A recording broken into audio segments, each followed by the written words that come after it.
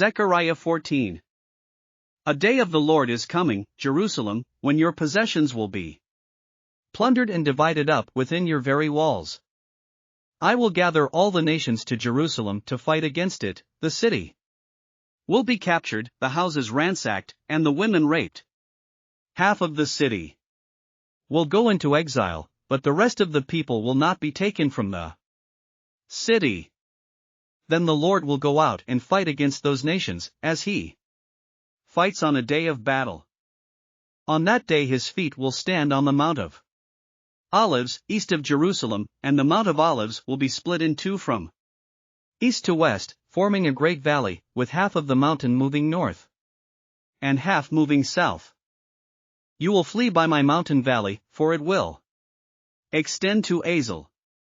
You will flee as you fled from the earthquake in the days of Uzziah king of Judah. Then the Lord my God will come, and all the holy ones with him. On that day there will be neither sunlight nor cold, frosty darkness.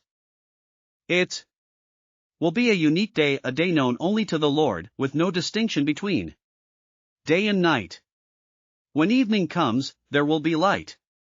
On that day living water will flow out from Jerusalem, half of it east to the Dead Sea and half of it west to the Mediterranean Sea, in summer and in winter. The Lord will be king over the whole earth. On that day there will be one Lord, and his name the only name. The whole land, from Geba to Rimmon, south of Jerusalem, will become like the Arabah. But Jerusalem will be raised up high from the Benjamin gate to the site of the first gate, to the corner gate, and from the tower of Hananel to the royal winepresses, and will remain in its place. It will be inhabited. Never again will it be destroyed. Jerusalem will be secure.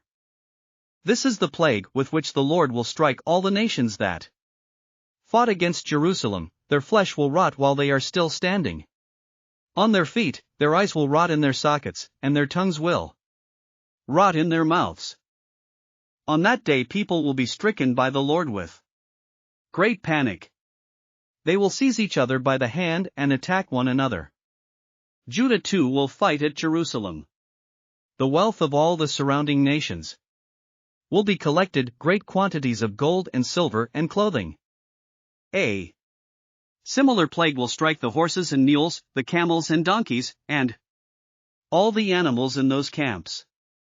Then the survivors from all the nations that have attacked Jerusalem will go up year after year to worship the King, the Lord Almighty, and to celebrate the Festival of Tabernacles.